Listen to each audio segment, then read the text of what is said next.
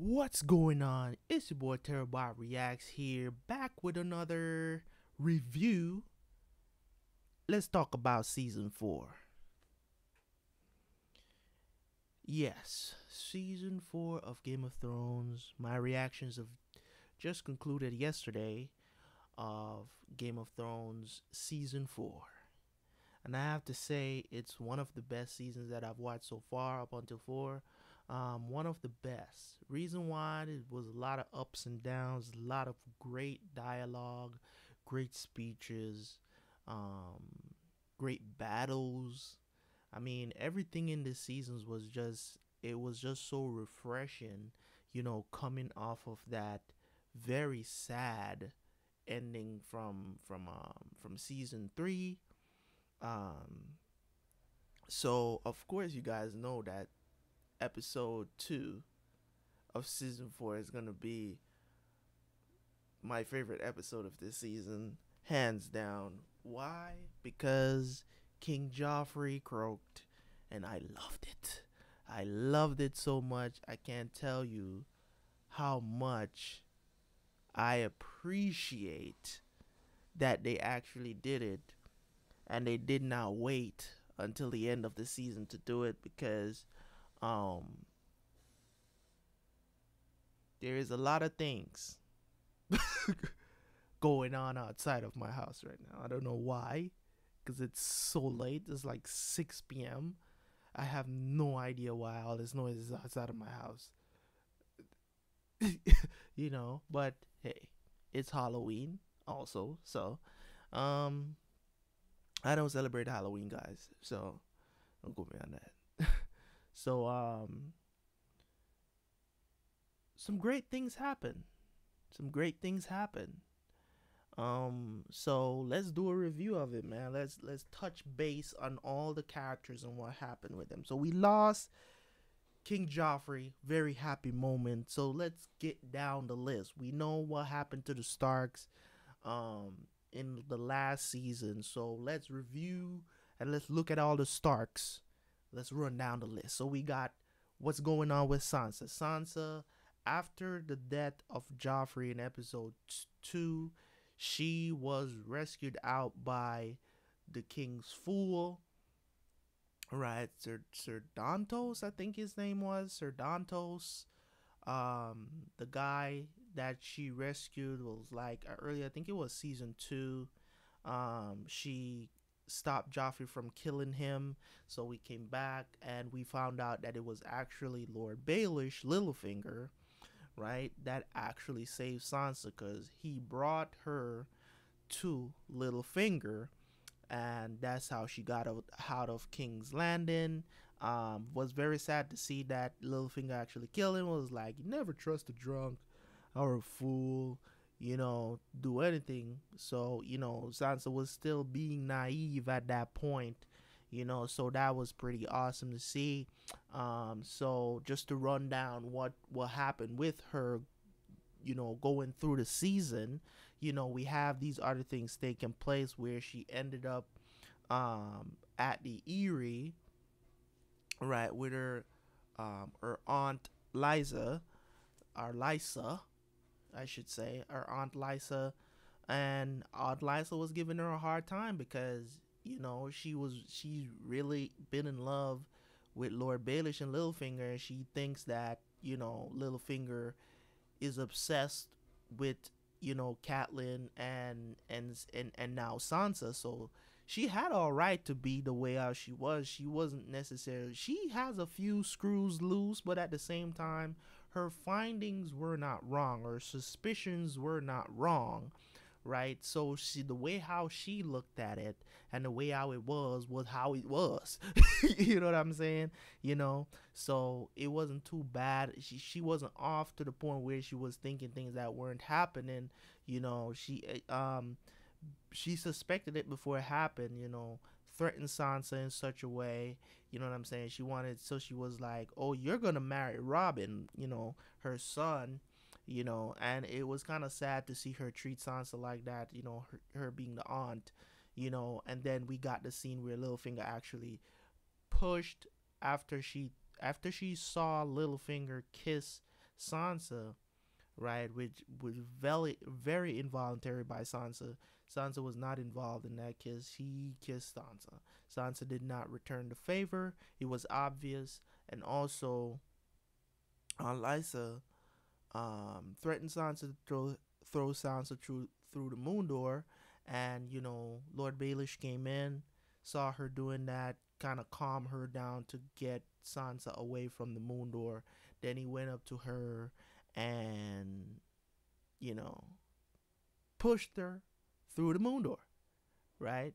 And so they had the quote unquote trial, cause put he was trying to pull it off as suicide, and they weren't having it. They were basically saying that there's no way that we know that she's a bit off the rocks, but at the same time, we understand that she wouldn't do something like that because she has a reason to live, which is Robin. She loves her son, and it's obvious she loves her son because, I mean, the boy was still breastfeeding. He was like 10, 12 years old. It's ridiculous. You know what I'm saying? Um, so it was good enough for them to say, well, she wouldn't jump through the moon door like that. You know what I'm saying? Just like that. But Sansa came in and she basically started with the truth and then veered off into a lie to save Littlefinger, because she realized that maybe Littlefinger is her only friend, right? So now she's kind of learning to play the game, and I'm guessing she's gonna learn a lot more from him, and that's where we are with Sansa. Now we're gonna talk about Arya. Now Arya is turned into a beast because she didn't see what happened to her family, but she almost actually saw. So now she's just like a kind of like, she's heartless in a certain kind of way. She got her sword back, Needle, got revenge on that guy that killed her friend.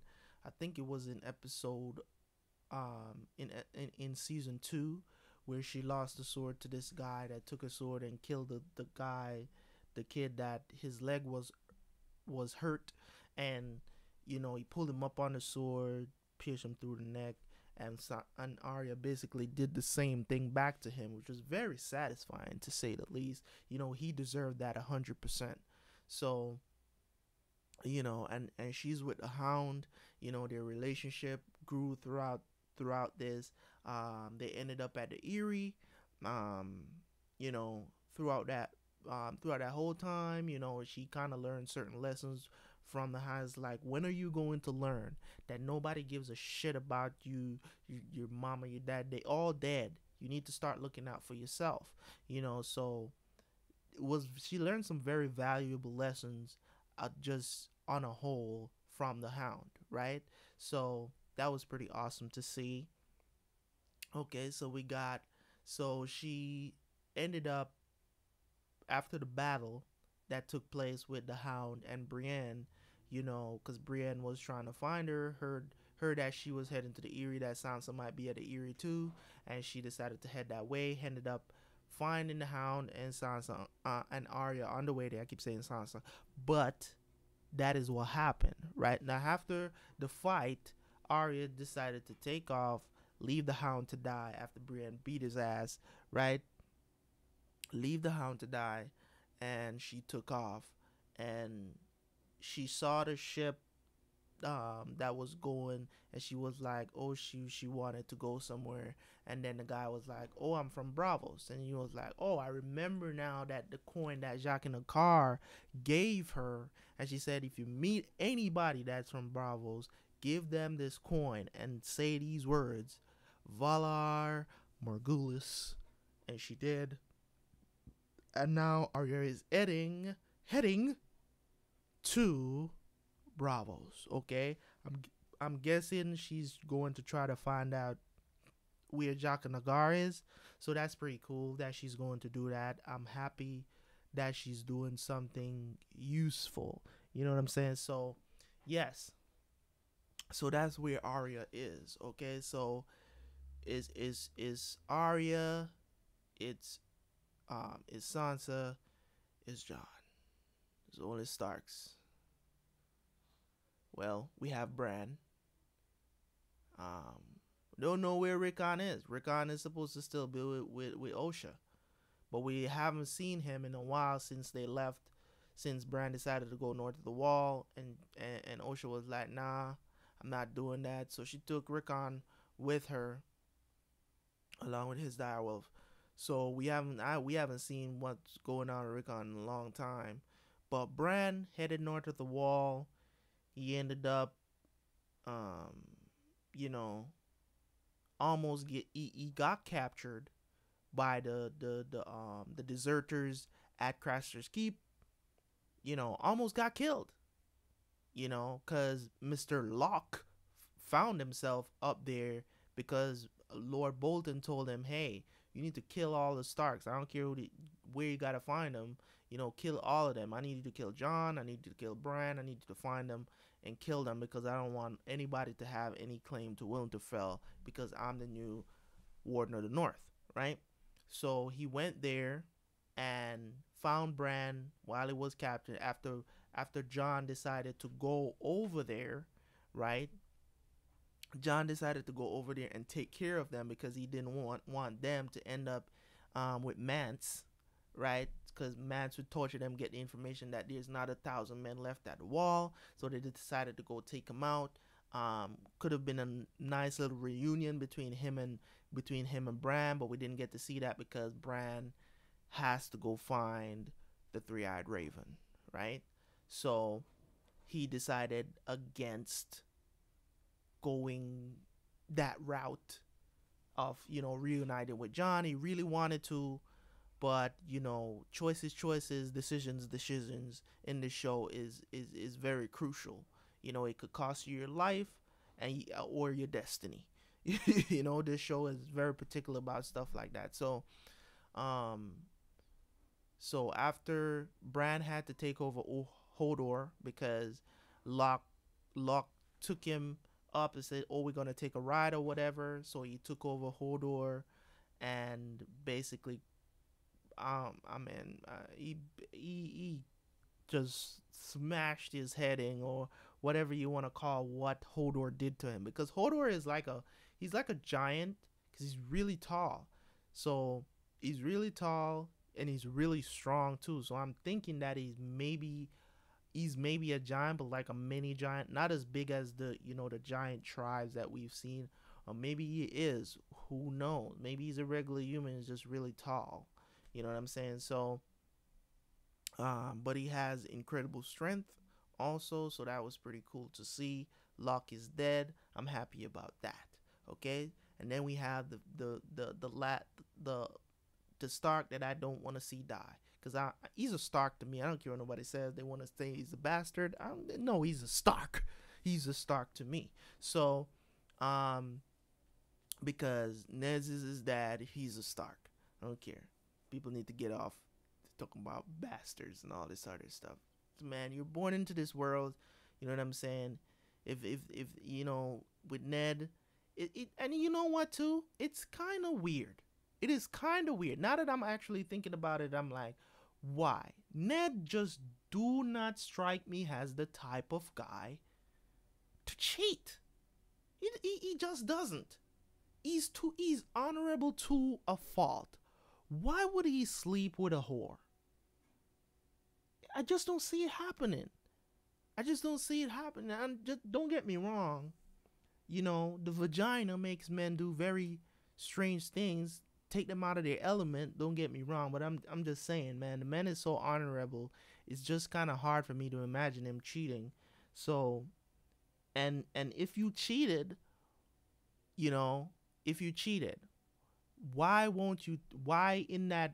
I think it was in the first season when they're traveling back to King's Landing, with Robert, when they were talking. You know what I'm saying? And he was like, "I will never tell you who the woman is, or who he slept with and got Jon." And I'm like, why not? Why is that a secret? That's your best friend, right? You know what I'm saying? So that was kind of struck me as kind of weird now that I'm actually thinking about that kind of storyline. So I'm looking at it, I'm like, this is kind of weird. It just is. You know what I'm saying? Like, Ned being so honorable, why would he go that far as to protect a mom. I don't know. Maybe the person was related to Robert somehow. I don't know. Maybe, but could be. Who knows? But we'll get there when we get there. Um, are finding out. Um, you know, because John is obviously like a special character in the show, no doubt about it. I have a feeling that in season 5 for John, John is going to be voted in as Lord Commander of the Night's Watch. I really do believe that. Because who else are they gonna choose? You know what I'm saying? Like he basically took over the battle at the wall against the Wildlings. He basically took over command. You know what I'm saying? Don't get me wrong, sir. Alistair, he fought, lost the Torment. You know what I'm saying? And was screaming as they drug him out. You know what I'm saying? Like they can't have it. It looked like he really got hurt. So we'll see how that plays out, I guess.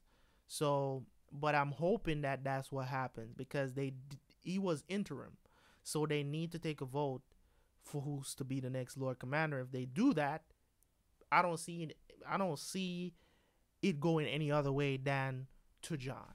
You get what I'm saying? So we'll see how that goes. But that's what's going on with John. John ended up, you know, Ollie killed Ygritte. He got to see her again after, and it was a very emotional thing after escaping from them, after infiltrating and then escaping from the wildlings.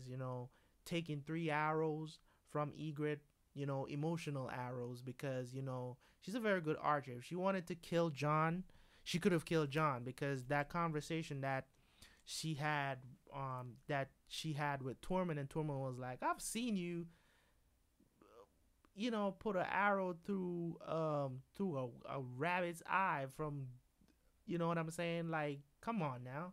If you wanted to kill him, you would have killed him. But they love each other, so that's why I said they're emotional arrows, man. She didn't, she wanted to, but she didn't want it to. It was like, you hurt me, so I'm trying to hurt you. You know what I'm saying? So that's where that is. And then you had the battle, and he basically took over command at Castle Black, and went to Craster's Keep and killed that dude that loves his knives and stuff. Oh my god, I'm remembering it now, and it's like, every time I remember it's so cringe. You know what I'm saying? It's like he stabbed the dude through his throat, and then they make him pull the sword. Like, the pull out was just unnecessary, man. It was just unnecessary.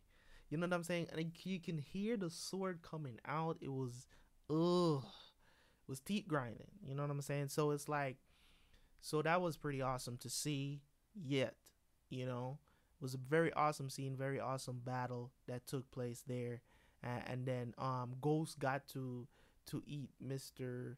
whatever his name is. I can never remember his name. It's not, he's irrelevant right at this point. Always giving Ghost a hard time, teasing him with food and stuff when they had him captured and stuff. And Ghost got his revenge. Nice. So yeah, that's basically it for the Starks. Yeah, so we have a storyline going on with the Lannisters now. Okay, so we got Cersei, right? Let's talk about Cersei. Cersei is she's not a very complex character.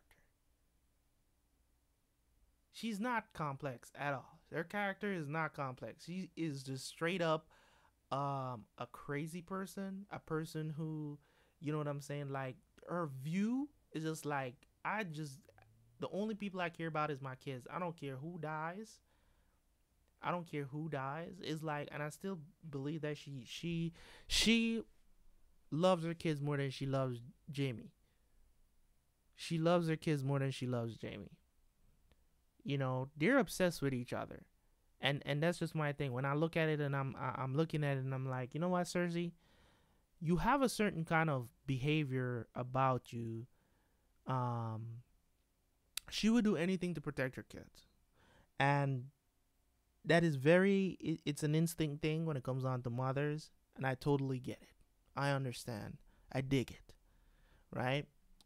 But in other terms, it just makes you kind of like, okay, the world can burn. You know what I'm saying? The world can burn as long as my kids are okay. You know what I'm saying? She worries about her kids a lot. You know, she was trying to convince Prince. You know, after Joffrey's death, she just went berserk about Tyrion. She was like, "Yo, this is my chance to get rid of this dude. I don't care." Even though I was sitting there and I was watching Tyrion, my son, terrorize this guy the whole time. I'm still gonna say, "Oh, it's him, it's him, it's him." She was so convinced. She's still convinced that Tyrion killed Joffrey. You know what I'm saying? Because he had the cup in his hand, because he was the cupbearer at the time. She's still convinced.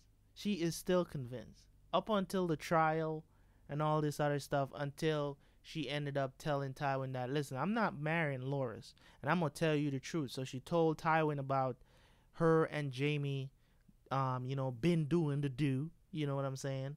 So that happened, and then she went back to Jamie and told him, hey, Daddy knows. You know what I'm saying? Daddy knows now. So I don't care if anybody walks in and see us. You know what I'm saying? Because we in charge up in this piece. You know what I'm saying? So that's what I'm saying. Straight up, straight up, straight up. She's a very complex character. Also, we talk about Jamie now. Jamie is one of the most complex characters in the series. I don't know what to think about the dude, because at one moment you're like, dude, you would push a 10-year-old out a window, right? Things we do for love. Mm? At one moment you're doing that, and then in another instance you're like the most honorable person ever. You know what I'm saying? Like, it's so hard to analyze his character, because you're like, should I like him? Nah, not really, because you know what I'm saying? He's the type of person that would murder for Cersei, even though he knows what he's doing is wrong. You know what I'm saying? They know it's wrong, but they don't care. You know what I'm saying? So the way how they're looking at it is that situation where you're looking at it and you're like, oh my god, like, what should I actually think about this guy? You know what I'm saying? Because Brienne is the only person that knows the truth. He revealed a little bit of the truth to Tywin during this season when he was when he was trying to save Tyrion, right? When he told him, he said, what was the last order the Mad King gave me before I put a sword through his back? It was to bring him your head, right? He was talking to Tywin, right? So I just don't know how to feel about it. I mean, when him and Brienne have the most amazing chemistry on screen. I don't care what nobody says. That's just my opinion. I don't. Anytime him and Cersei's on screen, I can't feel. There's no chemistry. There's no connection. There's no. The acting is there. Don't get me wrong. I'm not talking about acting chemistry. I'm talking about real chemistry, like just on screen. That's just comes through the screen and hits you in the face. You know what I'm saying? And it's not just because him and Brienne knows the truth about each other. You know what I'm saying? It's just their heartwarming moments. Everything about them is just like you're rooting for them as a couple, because you would love to see them as a couple.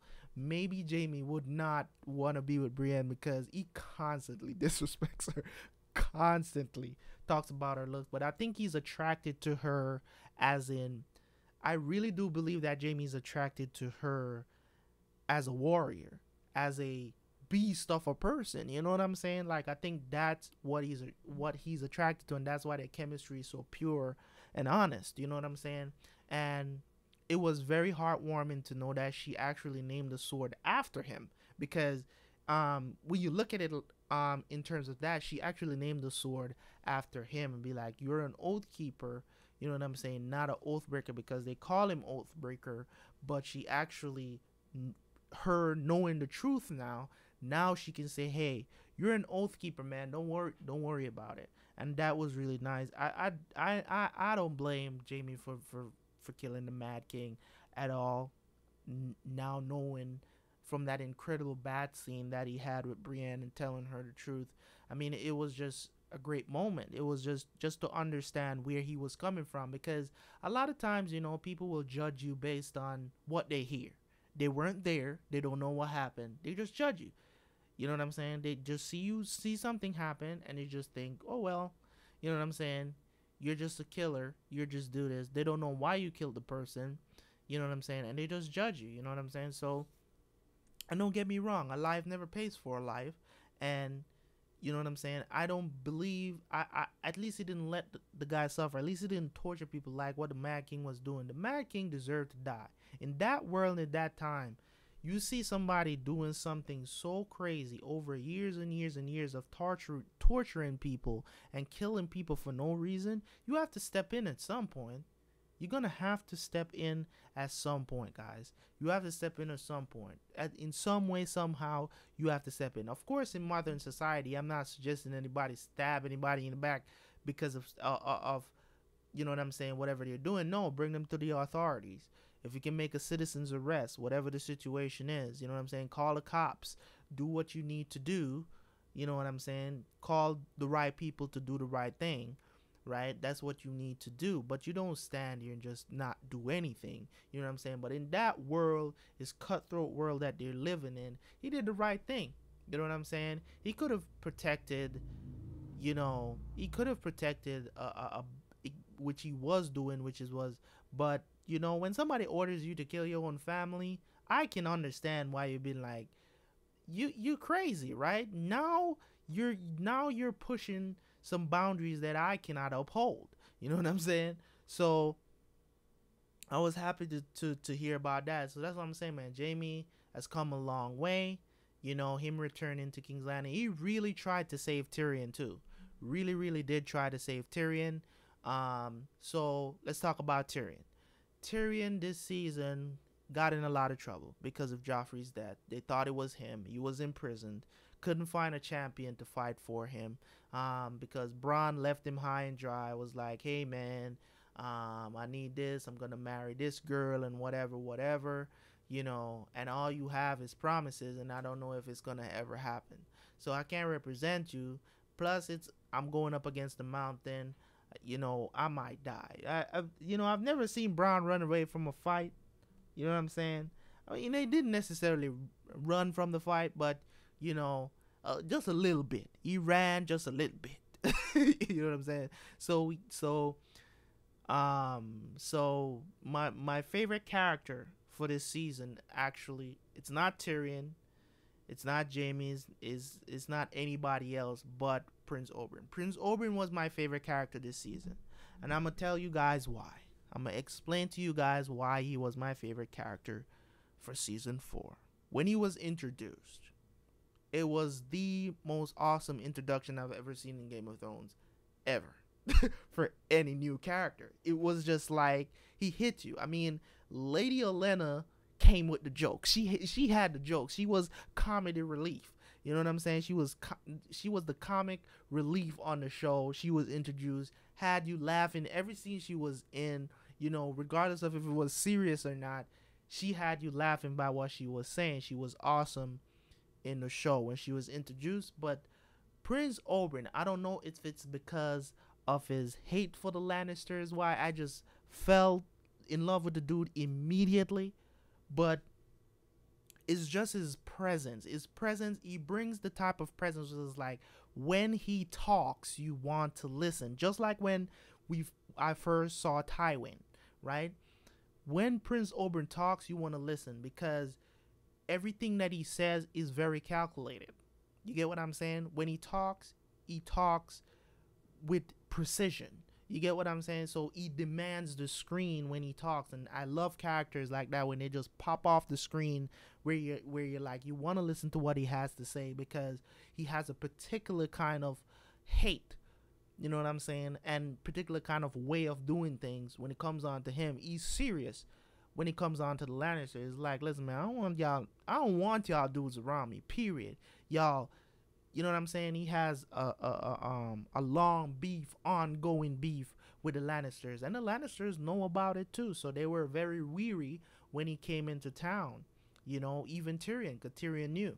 So He ended up being, after that great scene he had with Tyrion, him being on the council of the trial too, you know, and at the trial, you had Tyrion there, and Shay testified against him, Varys testified against him, and Sumerian testified against him, and all these things happened. So, and Tyrion just went off. He just went off. You know what I'm saying? And Prince O, he was just sitting down there, he just taking it all in. And then he decided, since Cersei, and then Tyrion demanded a trial by combat, and they accepted, and Cersei chose the mountain because she was the one accusing him, and also Prince Oberyn decided to go up against the mountain as Tyrion's champion. Now, he had two reasons. He had two reasons to take this battle. One, I really feel like he genuinely wanted to defend Tyrion. And two, I really feel like he really needed that confession because Tywin would never admit to it, and he knew for sure that the mountain killed his sister and his niece and nephew or whatever, and her kids, right?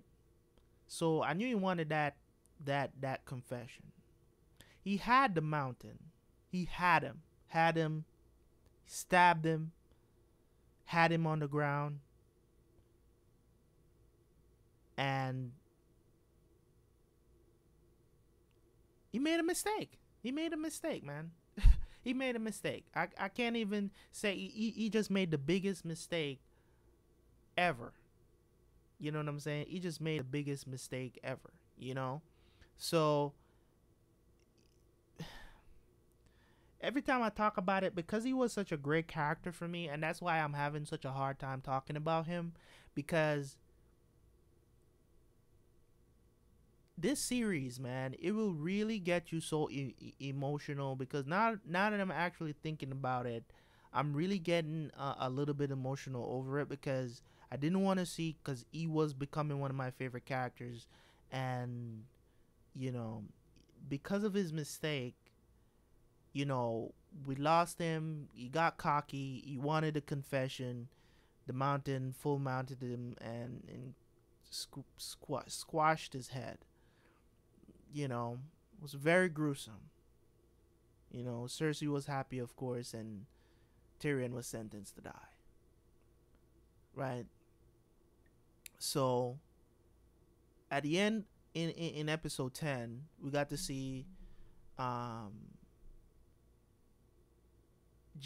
coming to Tyrion's rescue, taking him out of jail or whatever, and releasing him and tell him to that Varys is gonna smuggle him out, so he should go meet him. But before Tyrion left, Tyrion decided to go to his father's chambers, the Tower of the Hand. Right? He goes there. He finds Shay in the bed. Before she could scream or anything, another emotional moment happened where he ended up killing Shay. Very sad. Basically killing the love of his life, right? That couldn't have been easy for him. And then he went into the privy, the bathroom, or whatever. Tywin is taking a shit, and and Tyrion decided, oh no, you if you keep talking and keep calling her a whore, you gonna die tonight. He put 2 arrows in him and bounced. Okay, so Tywin is dead. To me, it was not surprising, because from the moment I saw him with the crossbow, I knew that what Tyrion was gonna kill his father. I don't feel sorry for Tywin, because he by far great actor, loved him for that. You know what I'm saying? Great actor, loved him for his presence on screen, loved him, great actor. He commanded every scene he was in. But I didn't feel bad about him dying. You know, I felt bad that Tyrion had to do it. You know what I'm saying? Because that's his dad. You know, and he never got any recognition. That's what I'm saying. The truth has always come out. Like, you gonna say anything, somebody point a weapon at you, you gonna say anything for them to stop pointing that weapon at you. You are my son. You're a Lannister. Oh my god. Yes. So that's what I'm saying. He would have said anything to get Tyrion to lower that crossbow, but Tyrion wasn't having it. So the truth finally came out when he said, "You are no son of mine." You know what I'm saying? And I said, yeah, the truth finally came out, because I know that dude ain't respect Tyrion one bit. Okay, and then he got out. Varys took him out to the ship, took Tyrion out, put him in the crate, sent him on the ship, and then Varys turned back. He heard the bells, and it was something about those bells that Varys talked about in an earlier episode, and he left because he was like, man, this city is just I totally agree with him for leaving, man. And that's why I was like, from the get-go, I was saying, Tyrion, you should have just left with Shae, because, and I understand why he wants to stay also. And that's what I'm saying. Some of these characters, they're so complex that you want something for them, you want them to be safe, but at the same time, things do happen. You understand both sides of the coin, because it's played out right in front of you and nothing is skipped. There's not a lot of plot holes for you to be like, well, how did that happen? You know what I'm saying? So yeah, that's what happened and what's going on with the Lannisters. Now we got, after the battle at the Wall, right? After the battle at the Wall at Castle Black, Jon decided to go talk to Mance. So when he went to talk to Mance, or decided to go talk to Mance, reason with him, and then try to kill him, right? But just as when things was gonna go the wrong way, you know what I'm saying, after they said cheers, and after all that happened, they got attacked, and they didn't know where they was getting attacked from. And Stannis, the Manus, the stag, came in riding in with Sir Davos after they got the support from the what is it, the Golden Army? After they got the support from the bank, right? The Iron Bank, right, of Bravos. They went over there to get their support. They actually got the support, and they came in, took over, killed a bunch of wildlings, and they surrendered. Mance decided not to kneel, so Stannis came and saw Jon. Jon suggested to him that, and that's good. That's really good. I don't know if that relationship is gonna be a great one, but at least Jon is referring to him as Your Grace, because he knows, and whatever Ned would have wanted, that's what Jon wants. You get what I'm saying? So he knows that Ned told him who's the true king. He knew about that. Am I wrong? I might be wrong. I think Jon knew. I think he got the news or something. I don't know. Maybe I'm overthinking things, or maybe I'm thinking a little ahead of myself, thinking that Jon actually knew about the raven that was sent. Right? Or maybe he didn't know. I don't know. I'm assuming he knows, but maybe he didn't know. But at least he's calling him Your Grace. So he respects Stannis. Okay? So that was awesome to see. So there goes my review, guys. I don't think I left anything out. I mean, the battle with Brienne, there's no need to update on Brienne. I talked about that, the battle with her and how she kicked the Hound's ass, basically. You know what I'm saying? So The only person that really, I mean, there was some people that died that we were getting close to, like John's, a couple of John's good friends at the wall, brothers at the wall died. Sam got his first kiss. That was nice to see. He got his first kiss with Gilly. Regretted immediately. I was really hoping that she didn't die, and she didn't. So I'm guessing that she is somehow, some way. I feel like um get I think Gilly gonna give Sam some. You know what I'm saying? At some point, their bond and their chemistry on the screen is pretty awesome too. So I'm hoping that she help him out a little something, something. Because Sam, he needs to get something. You know what I'm saying? Release some of that tension. Feel a bit happy about himself. I'm just kidding, guys. But some great things happened this season, man. It was awesome. It was an awesome season. As I said, one of the best. Definitely better than season 2. Definitely better than season 2. Some people say it's their favorite of the first 4. To me, when it comes on to impact, I cannot put it over season 3. I'm sorry. When it comes on to impact, I think season 3 impacted way more than season 4. So I would put I would say it's the second best of the 4, right? So I would have season 3 was such a shock value. The shock value of season 3, the ending of season 3, the shock value was so freaking unexpected. I'm telling you, if you do not, even if you're reading the books, if you read the books, if you're watching the show, you do not see this. Never saw that coming. I don't care what nobody says. No matter how you put it, you're not going to see it coming to the point where you're going to be like, oh, yeah, I definitely see them killing all the freaking Starks in there.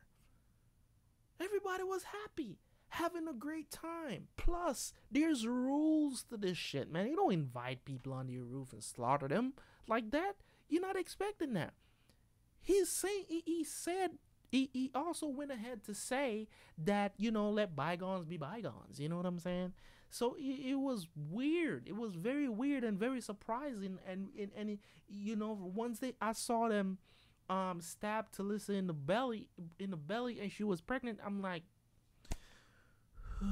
I couldn't handle it. I froze up. I had to pause it. Because I'm like, this is not really happening right now. This can't be happening right now. But it happened, and we have to deal with it, right? It happened, and we have to deal with it. So we're going to move on to season 5. Definitely look out for season 5, episode 1 tomorrow. I'm going to release this tonight. If you guys want to watch it, definitely know. I told you guys I was going to do a review of season 4. You don't have to watch the whole thing. You know what I'm saying? You can watch the whole thing. It's going to be way too long anyways, and I'm not going to chop it up. So, you want to watch it? It's fine with me. You don't? And that's okay. It's at the end of the video anyways, so you're not going to see this. Anyways, so I see you guys for season 5, man. Let's chop it up some more. Can't wait to get to the end of season 7 so I can actually interact live with y'all, do a live stream, and we could talk Game of Thrones, man. That would be so dope. So hopefully we get to the channel get to 1,000 subscribers by then, so you guys will be able to interact with me in a whole different level. It'll be a lot more y'all, and we could all talk about Game of Thrones and what we can expect for season 8, okay, and talk about all the surprises that came for the 7 seasons, whatever. But definitely gonna keep going with this series, man. It's been an awesome ride, and I hear that it gets better. Some say it gets bad or worse, but to each his own. So this has been Terabyt Reacts, man. This is your first time watching the channel, and this is what you see. It's a long ass video, okay? Not gonna deny that fact, but if you actually made it through these 45 minutes, right, the least you can do is subscribe to the channel, bruh. the least you can do is subscribe to the channel. Thank you guys, man. You guys have been awesome with the interactions, man. Leave a like on the video if you like my review of Game of Thrones Season 4. And also, this has been Thereby Reacts. Remember to leave a comment. And peace. I'm out.